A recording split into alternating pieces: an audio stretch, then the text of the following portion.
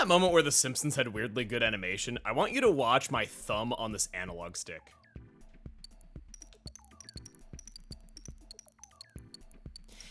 It's scary how good that animation is. It's kind of sensual? Is that the right word?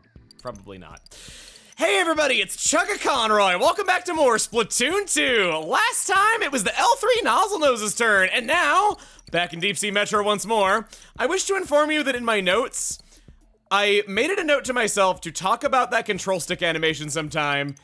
Do it and don't forget or I'll kick your ass is what I wrote to myself back when I made my notes for this.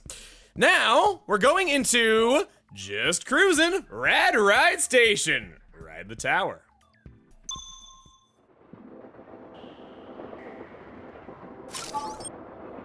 This is the only chance ever in Octo Expansion to use the Aerospray MG. The Hydra Splatling is what is recommended in this situation. It's so funny how the Range Blaster is considered harder than an Aerospray. They freaking knew. One does not nerf a weapon exclusively over the course of a game's life after already making it trash and not know just that it's worse than an Aerospray. That looks like trouble. All right, you just gotta ride that tower all the way to the end of the middle, you know, just. Man, with this being Station B4 and all of the area names being references to things that were in the 80s, I would have called it the Land B4 time. Just saying. Got to the checkpoint, I have a baller. That could potentially keep me on the tower if I use the spire smartly. It's just that the baller takes damage and turns it into knockback, and with this water everywhere and that dissolving anything that we do, it's kind of not great. Splat bomb. I'm gonna get some more ink here. Okay. That was kind of easy. That's a sprinkler. Pretty smart placement there. I see it. Called you in it. For all I know, you're autonomous. Ah! So this didn't happen to me back when we were in the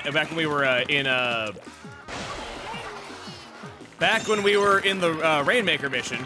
But if you ever die, you lose control of it. It acts as though the enemy team is not standing on the tower and does not have the objective. It slowly moves back into place. You get a super jump marker that'll take you right back to the objective to make it a little bit easier, and it's just a matter of rushing it. You gotta ride it the whole length of the stage from your own spawn, so that is a little bit harder. Okay. Thank you for putting your shields down. Careful you don't fall in the river. I like this map and mode combination a lot because I can't really think of another stage that is so based around the idea of having to ride the tower through bottomless pits. It changes the strategy quite nicely, and it's just really fun. I'm happy that they chose it for this, because it's just perfect. Let's try going boom, maybe? No. Going back on. Still got more than half the time limit. We're definitely more than halfway there. They are going to get more frequent as we get closer. Missed. 9, 8, 7, 6, 5, 4, 3, 2, 1. Past checkpoint 5. Looks so weird seeing a number that big. Ah! They just stood there and took it like a woman. That sounds awful. I was just trying to play off of stand there and take it like a man, and that sounds so much worse when you use that word at the end of that. Let's not touch on that ever again. Oh, go! I probably deserve death. Oh boy. Blaster, blaster, blaster. I see you. I see you. There we go. I sound like Malos whenever I'm getting really focused. Get onto the tower, jeez. Getting onto a tower that is moving away from you is absolutely something that I would change about this game. It is so infuriating to do. And with that, we pass.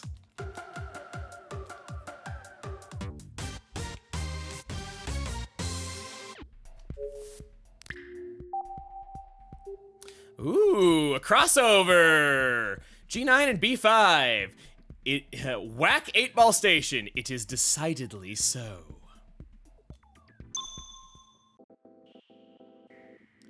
Our weapons of choice for an 8-ball are the Clash Blaster, the Splooshomatic, and an Ink Brush. I'm thinking Splooshomatic. That sounds like a pretty good one, and it's got a good payout too. We were into the 5 digits, and then I had to pay the entry fee. It's extortion, I tell you. The 8-ball goal is right in front of you. All right, find that ball, and I spin on it, or I guess roll reversal, because like it's a ball. I do a lot of damage when I get close to the enemies, so that is one of the reasons that I had picked this. I got a curling bomb as my sub weapon, making approaches easy to do said damage. The thing that I like is that the subtitles for these 8-ball stages generally are things that a Magic 8-ball can say when you're asking it questions. I thought that was a little bit clever. There's more 80s stuff in there. There's those metal link puzzles that are, if you look at them, they're shaped like octopuses and squids to kind of go with the theming. I don't know how the heck to solve a metal link puzzle. I've seen them throughout my life, and I don't know, and... okay, tell me if you relate to me on this one. I never have known how to do magic tricks or card tricks or metal link puzzles. Did you shoot me through the wall? I think you did. Or like metal link puzzles or any of that stuff my entire life. I've never had any clue how any of that works, and I want to know how it works, but I never look it up because I feel like that would kind of ruin it, you know?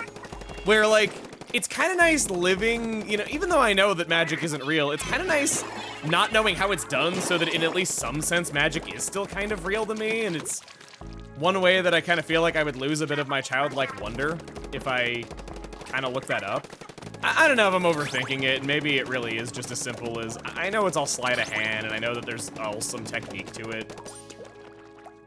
But I don't know. I feel like I would lose something if I looked up how to do card tricks or any of that, because I watched Tim do some card tricks the other day, and I was so fascinated by it, and I was watching so closely, and the art of misdirection I think is really cool if I can't pick up on it. So I kind of don't want to know how magic tricks are done. And I kind of don't want to know how to solve these puzzles that I've never known my entire life.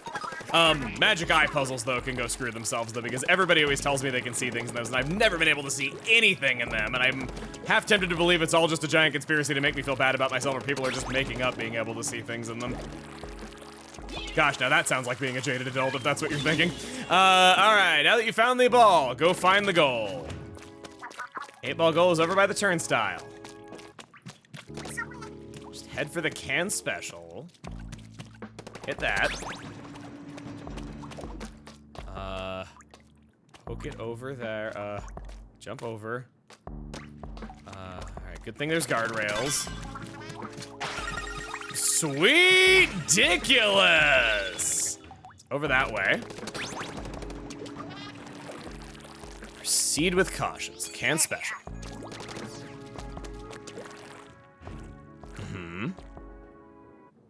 Is it really an elevator if it doesn't elevate anything? I'm asking the eternal questions that children do. Okay, that goes over there. Howie, I was on the edge of my seat. Me too, Pearl, whoa! Not for the reason that you were. Oh wow. This is why there's 2 checkpoints around the start. I wanna get, gonna wait for those boxes to pass. I guess maybe the fence would be a good piece of terrain to have on your side, but I think I'm just gonna rush it here. I'm dead. Sea Cucumber has strapped a bomb to your back, and he detonates it if you drop an 8-ball. I'm gonna guess that you're the real villain here. Now, the goal should be head down below. I just think that's so dark for what a cute character Sea Cucumber is, and then he's the one who just detonates the bomb on your back because you let a ball fall off of a cliff. And there it is. There she is. Test passed. Das whack, yo. Only lost 1 life. Pretty proud of that. Now, I think we're pretty darn good, so we're gonna take a look at our mem cakes. A hilltop picnic, friends and fruit. Your whirling blades provide a shade. I raise a hand in mock salute. You don't even have arms. Do you mean to tell me you're putting your feet up that high? Put down the phone. Go shelve your book. Get ready, champ. It's time to camp. We'll share a drink right in front of the brook. 13 out of 80. Damn. Doesn't feel like, simultaneously feels like we're further than we are, but not. Press A for deets. It's cute. All right, well, it is time for us to go back to Inkopolis and learn about something else. So guys, this is a pretty special day. because I made a video like this one for Splatoon 1, and it was one of my favorite videos I ever made. So I am so pleased that I can finally talk about the important topic of Among Us butts. Now, our topic today is the surprisingly detailed world of Splatoon. I was waiting until we'd played every stage at least once so we were at least familiar with them all, and boy did that take longer than I expected. We're gonna be going into each stage and seeing interesting curios about each one. All that time ago, Marie told us that you can see Deka Tower from all the way over in Octo Canyon from this distance. That's the city of Inkopolis we see there, and it's also where all of Splatoon 1 happens to take place, just in different locations. If we were to go back, you can see that square tower rising above everything else. It is the correct shape. No building anywhere near it even comes close. This extends into a few stages too. Unfortunately, most stages are exclusively indoors with nothing but some mountains and generic scenery around them, so the only thing I can tell you about something like Kelp Dome is it's not the only dome. There's 3 of them! You thought it was gonna be 2! Ah! But I'll show you what we've got. Much of the sky is visible from inside Walleye Warehouse, and we can see it's located near some buildings, some cranes. There's like some scaffoldings over there that get up pretty tall. There are 2 objects that look just like that in Port Mackerel, and on the opposite end of Port Mackerel are warehouses. It's possible for Off the Hook to mention on their live show that Port Mackerel can be seen from Sturgeon Shipyard, but for the life of me, I can't seem to figure out what they're referring to. Those buildings over there look like warehouses that are next to Port Mackerel, and then over on this side, we got a boat docked with a little bit of a warehouse visible over there. It's not really that clear, but I guess you could stretch and say any of those buildings is Port Mackerel. On the bad guy side of the map, there's this warehouse with all of these crates stacked outside of it. It's certainly believable that any of these buildings was intended to be Port Mackerel. Going into the Manta Maria and turning around shows this super sick helm right here that I'm willing to bet most players have never turned around and gotten a good look at. This thing is awesome. It's so awesome, in fact, that you disintegrate upon trying to touch it. It's like some kind of forbidden Indiana Jones treasure. On port side, there's some kind of party going on. Some juggling jellyfish out there entertaining other jellyfish. They're just ogling at him.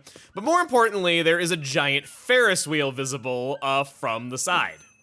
Yep, it's Wahoo World, and that cereal commercial you've seen in all the TVs in the background, apparently that cereal has its own roller coaster now.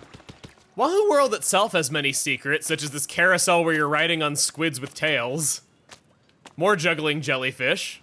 From Wahoo World, the ocean is visible right near it, so that does line up with the Manta Maria being right out there somewhere. And we can see that the reef is further inland from Wahoo World, surrounded by more tall buildings and able to see the Ferris wheel. This is significant because Wahoo World was not a launch map, yet the reef was. It was foreshadowing a stage that would later become playable. Moray Towers is a big, big place. And you'd think it'd be visible from more other places as a result, but it seems to be just shielded by these other buildings. That suspension bridge may or may not be Hammerhead Bridge. If it is, that would make this the only time a Splatoon 1 stage can be seen but not played. Unfortunately, that about does it for the interconnected world. Some places like Skipper Pavilion, I would wager, are in completely different cities than Inkopolis. What I find disappointing is discounting the Hammerhead Bridge theory, not being able to see Splatoon 1 areas when you really ought to.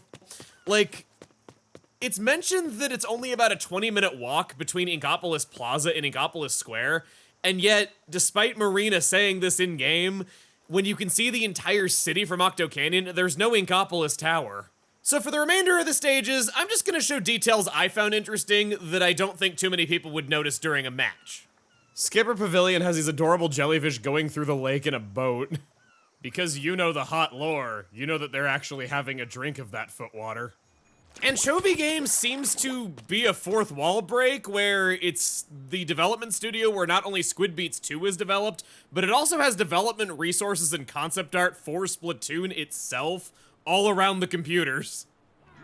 I'm not making a stink about this. I think it's cute. Look at the animation on that jellyfish in the distance. It's pretty funny. Piranha Pit's just in some mountains somewhere. What's more interesting is this post over here that has a splatter scope from Splatoon 1, its original design. For you damage up freaks in the audience, it is out of reach once again. Schellendorf Institute shows double helixes as well as songs here in the corner. It's mentioned in a Splatoon 1 sunken scroll that Inklings, as well as later confirmed Octolings, might as well have music in their genetic code, which seems to have actually been scientifically accurate. There's some parodies of real-world objects such as a Rosetta Stone depicting Splatoon fonts on it. My personal favorite has to be the bug exhibit.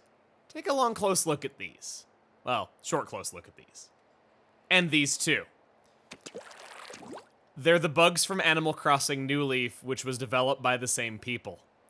It's one of the few known times Splatoon references another Nintendo franchise, and it's super subtle, blink and you miss it. Would never notice this during an actual match. Mako Mart certainly doesn't have any visibility of other maps, but there's all these different fictitious products that I kind of wanted to show up close just to appreciate them, because every single one of those packages over there, these are all things that someone had to think about and draw from something. They can't just, you know, be generated from nothing. There are checkout lines on one side of the map, there's grocery store aisles on the other, and there's even a freezer section. Here we got some ice cream bars and all that. That's all well and good. But over here, that's salmon. So this means salmonids and Inklings eat each other. Moz eating you makes one side of this obvious, but there's also this. The reason for things playing out the way they do is that I've mentioned that salmonids honor being eaten, Inklings do not. According to Splatoon art director Seita Inoue, salmonids eat jellyfish too. The monsters. This one is unverifiable. I have a theory that Salt Spray Rig was destroyed. Perhaps it had some kind of oil rig fire and it exploded, and it's responsible for the pollution that is spawning the salmonids. It could be a little fun poke at how disliked of a map Salt Spray Rig was, and also it would explain why salmonids were nowhere to be found in the events of the first game. The spawning grounds have the same background objects as Salt Spray Rig, and it just sort of looks like a polluted ocean. It could mean that they're just reusing assets because they wanted some ocean-like rigs in the background of, you know, a polluted ocean area. Or this is where an oil rig once stood. I would like to once again thank Rasakas for providing some of the fan translations of Japanese material that I used in some of this lore. That also extends into the salmonid lore that I talked about in an earlier video. Hopefully, this is the start of a greater appreciation for the effort that goes into the world of Splatoon, and how they really didn't need to go through so much effort for an online shooter game and little details that you're frankly never going to see in regular gameplay. Just shows how much care there is put into this. Now, it's time for the weapon of the day, which you generally do see and think about during regular gameplay.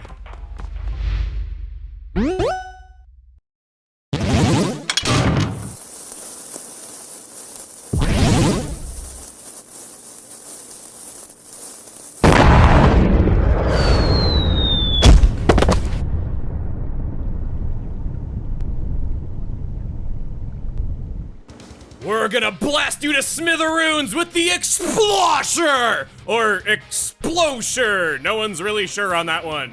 A combination of slosher and blaster. Sounds awkward as shit! It's better than it sounds, I promise. It lobs an exploding round into the air, able to hit over objects and land for 55 damage on a direct hit, and a minimum of 35 on splash. This damage is constant like a blaster, never suffering any of the damage fall-off sloshers are normally limited by. The attack area is also large and not difficult to aim, although that's not the half of it. The sloshes are unlike anything else in all of Splatoon, able to pass through a target until it hits a solid surface, hitting multiple targets in a straight line. This is why you've been seeing it hit for 90 in this footage, even though I keep saying it's 35 to 55. As long as the aim is dead on, it's capable of hitting the same target twice if they're in both the epicenter and splash zone at once. 55 damage is quite high and would pair well with pretty much any weapon helping it out, but 90 from a single hit without a charge and being able to attack over things and below itself is downright ruthless. Chances are though, it's not gonna land, kid. Hitting dead on with a moving target, sometimes behind obstacles, it's asking a lot. Even if it doesn't land that, constant damage that cannot be reduced by anything makes it easy to know when to attack again or retreat. It's a fantastic weapon to back someone up with due to the humongous range of the epicenter being equal to the bamboozler. With constant damage affecting a large area, it pairs well with so many teammates. You gotta have some sort of Achilles heel to offset all that goodness, right? Oh, we've got one! It can only slosh 8 times on a full tank, the worst ink consumption of any weapon that doesn't charge. This is a weapon that absolutely requires counting out its attacks before doing anything, frankly. Spamming the trigger for even a few seconds means you will lose encounters, and even if you don't, landing a single kill usually means you'll be at half ink at best. I'll even give you a second weakness while I'm at it. Its strafing speed is practically a stone statue, and despite the size, it's a heavyweight weapon. It won't be getting away from anything that gets in close. On top of that, let's combine all that slowness with the ink usage, and everything besides fighting just feels like a chore. Making ink to swim through, getting away from a special, little ink touch-ups, dealing with a torpedo, or just having to stop and ink a wall. It all sucks. With the high damage and poor speed, maybe go with a buddy for this one. Hang in the back, tossing in damage to help. You most likely won't win a close range encounter alone. Another unconventional weakness is due to the ink just passing on through stuff. It struggles to attack on grates, requiring extreme precision with the epicenter landing dead on the enemy's head. Main power-up's effect on Explosher is sloshes spreading out more on the ground. The trail and not the explosion, because that's never allowed to be affected by abilities, it seems. Its sub-weapon is Sprinkler. I would actually say this has good synergy with the main weapon. No, not because 20 damage paired with 90 is a good combo. That will rarely happen at all, if ever. And even if it does, you're better off relying on a teammate's attack to pair well with the main weapon. I say it because you'll be hanging out in high vantage points or behind fences to slosh, thanks to the cool constant damage. From there, the Sprinkler can be tossed all sorts of places. It also gives it something to do when a slosh isn't particularly needed, since the element of surprise is good to have when you're attacking from above or behind something. Thanks to the pro Sprinkler spots it's already standing in, you can already count on it to earn more frequent specials on the regular. Another cool thing it does is paint the user's feet in a split second. The main is so slow, you likely won't be relying on it to make touch-ups, and no set of this weapon has anything else that makes ink instantly. Its special is Bubble Blower. With the high range and high damage of the main, good Bubble Blower here. Bat movement is about the only way it could be hard to work with this, since you might want to get in close to hide behind the bubbles. Normally the set is vulnerable and slow, so this is about the only way it can go close range. Due to the low mobility, high ink consumption, but also having a Sprinkler and a large attack area, it evens out to be a moderate painter, I guess. Since specials are always free reloads, toss a Sprinkler where the bubbles are going for a more full coat of paint on them right away. It's more doable to pop the bubbles after a free reload, and this is a good weapon in splat zones as a result. 210 is the highest charge on any bubble blower weapon, a necessary evil due to the good damage and being able to hit multiple bubbles at once. Second set out of 2, unlocked at level 22. I'm on to you, conspiracies. Point sensor! I welcome the cheap sub-weapon. Due to the area of the main being surprisingly precise, this is a helpful handout. It would be nice if it had a bomb, but what are you gonna do if it did? Slosh 2 whole times after throwing it before you run out of ink? Due to how well the Explosher attacks over walls and up on ledges, the point sensor makes it easy to land hits on normally invisible targets.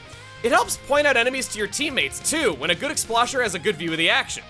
I would say to toss this at the feet when getting overwhelmed to tag your killer, but you probably won't have enough ink. I'm sorry, unsolved murders are because of Explosher mains. And we have Baller. This is the worst Baller. I'm not making that up, it's not my opinion. It's not a subjective special charge thing that most competitive players agree on. It's a heavyweight baller, only one in the game. It has inherently worse movement stats in the special from all other baller options, meaning it has essentially a different, worse special from every other weapon in Splatoon. I'd say baller fans are gonna pick another weapon. About the only advantage is tossing a point sensor before activating to know how to behave around those who are swimming around, or the splash damage of the baller pairing well with the slosh. This is a clam blitz weapon mostly, the 7 special help it out in that one. A problem with both sets is that without their specials, the Exploshers have basically nothing going for them against snipes. Oh, I'm praying in for splat zones, please. Pearl, by the power of your forehead, splat zones, clam blitz. Gosh, I thought your forehead was pretty powerful. I always get cooked by hidden suction bombs on the stage. That's how they get you the old suction bomb and hiding trick.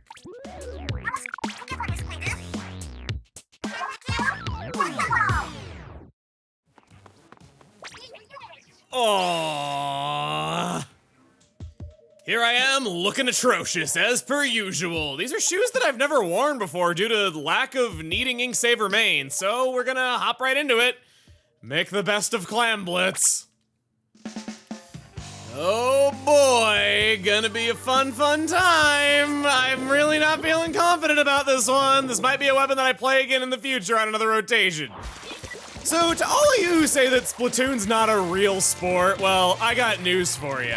It's got American football in it with other stuff on top of it. I believe that's what we call a checkmate. I need to get back. Oh, frick, I do not like this terrain. I knew it was a bad idea, yet I just kind of went in anyway. It's how I do. We got a power clam coming up over there. Let's go ahead and drop the sprinkler, get some points. Okay, so I can attack from behind this. That's kind of nice. Just trying to see if I can do it. I already want to pick this weapon for another map rotation, because wow, I know they can't all be good. In fact, it's quite improbable that I would get good ones on most weapons, but yikes, this is bad, because I actually like this one. Probably head you off.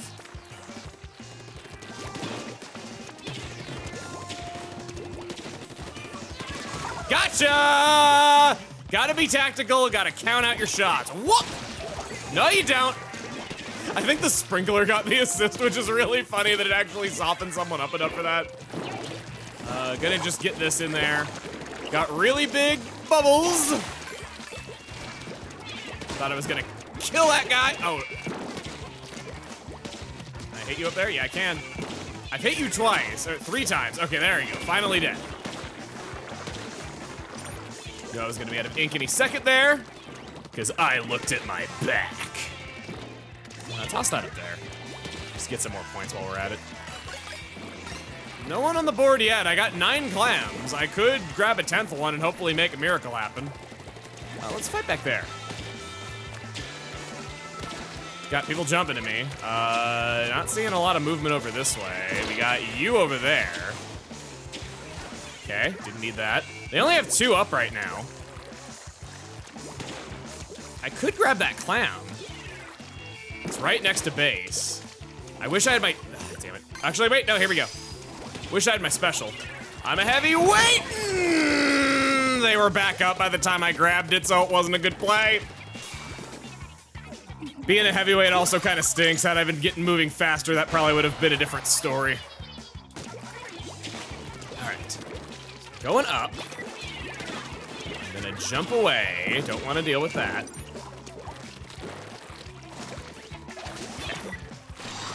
That's going. I'm gonna support from the back. And we got someone supporting from the back already. Broke the barrier. Let's stall. I'm gonna use the sprinkler trick right there. Toss the sprinkler in the way of the special so that it would work on the bubbles. I didn't get to actually show that happening in the bio. I realized that a little bit late though, but yeah, you don't have to worry about that. No! They were camping it! So it happens when you're in the enemy base for a little too long. I saw, okay. Lay off, dude. Thank you. Get out of here, guy. I don't like that. So, I'm just gonna chuck that over there. I don't want them tracking me when they're right in the base. Bad time to be out of ink, and I even have ink saver main on too. Gotcha! Okay, helped out there. I don't think they actually got any points from that. I think it was just the penalty.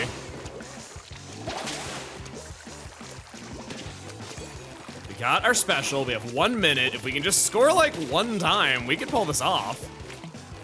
Let's do it. There it is. Nice, big, full bubbles. I missed. Crap. Well, that was certainly a play, wasn't it? I was throwing clams at him, he was throwing clams at me because we didn't have voice chat and we didn't know what each other's plans were. You love to see it. This is why I don't work on this rank all that often. Sorry. Got anything else we can do here? It's not really looking so promising, if I'm being honest. We do have a fair number of clams on our side, but yeah, not really much. Come on! How did I not hit that? They got a power clam, we don't. Overtime's about to start, and it's gonna stop before it starts.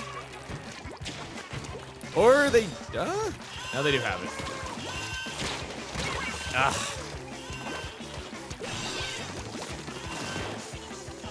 He missed? He missed.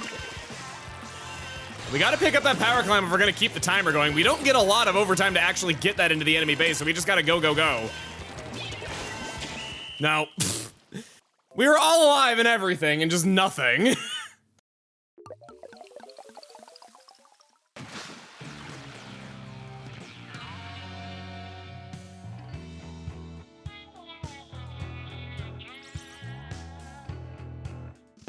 I must go through the suffering once more.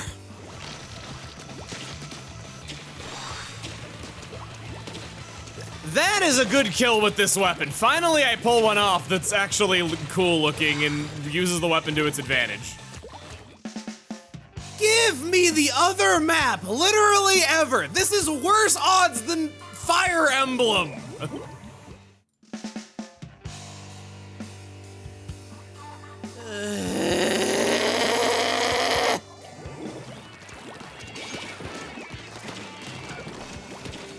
Wow, that range, when it friggin' works, it friggin' works.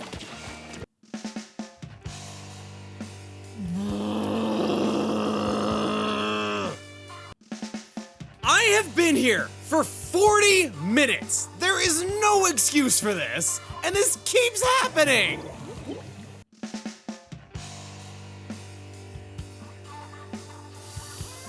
Oh, it's beautiful. I even forgot that the other map was one of my favorites.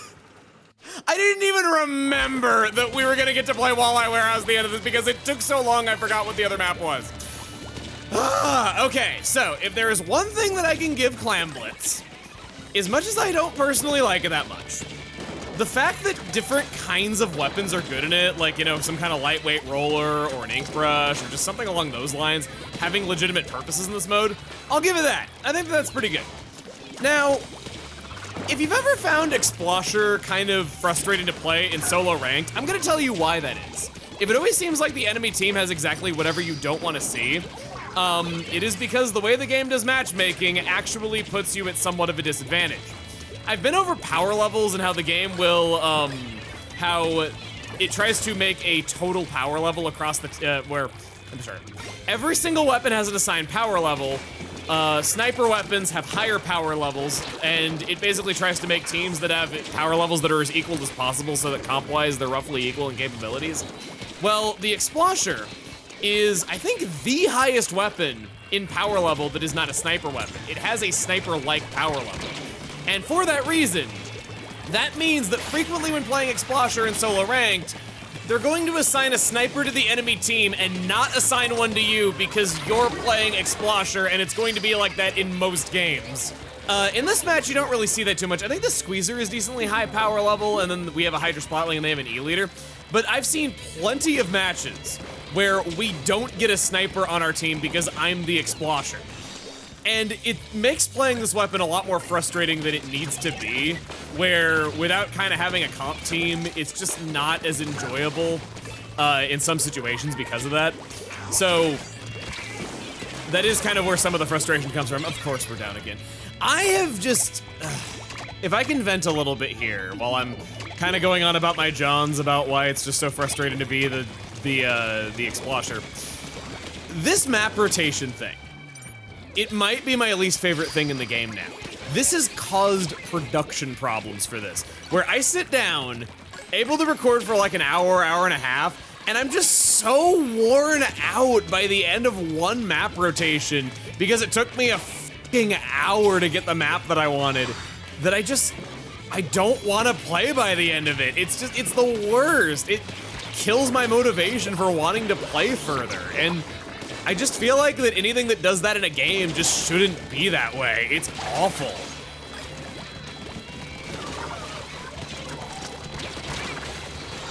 Okay, looks like we wiped. Okay, well, I guess we're not getting that. They still got their 50 points on us. There's our power clam. I guess it's a straight shot enough that I could just grab it and see where life gets me. You're probably not gonna get in there with a power climb from spawn, but maybe if you're lucky and you get an escort. I'm just gonna chuck that there for a sec. Oh, you're grabbing it, okay, good. It's okay if it's you and not me, I like that, in fact. I'm doing the poking job a lot. Going that way, okay, you're dead. Their sniper is at the ready.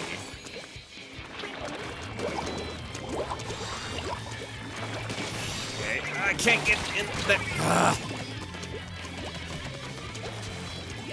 My bubble killed somebody, I guess. I'm not really sure what happened there. It told me that I got the kill and not anybody else.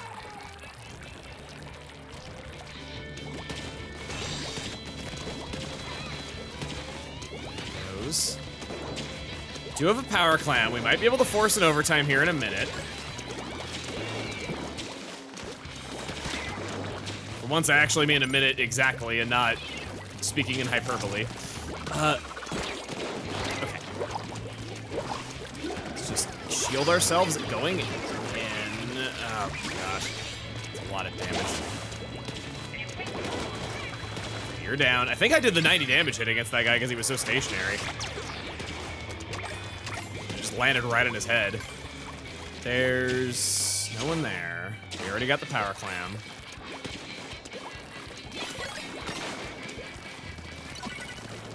And if I get one more clam, I make a power clam.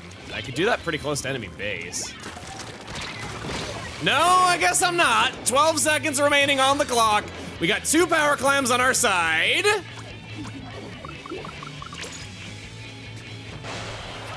We get about 15 seconds to get in there and make something happen. Let's go. Got it?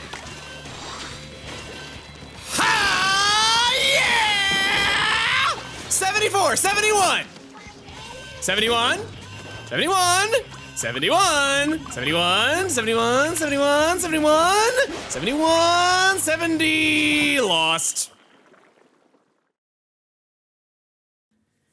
It was something. Gosh, this was frustrating. Just everything, the map rotation, the mode, the way the weapon was on the mode for me, just the frickin' rotation's not going in there. I demand a do-over on this. The Explosher deserves better. So does my rank. Okay, now if you'll excuse me, I'm gonna go nurse this headache behind a dumpster. That's all for now. Next time on Splatoon 2, we play a normal blaster. See you guys then!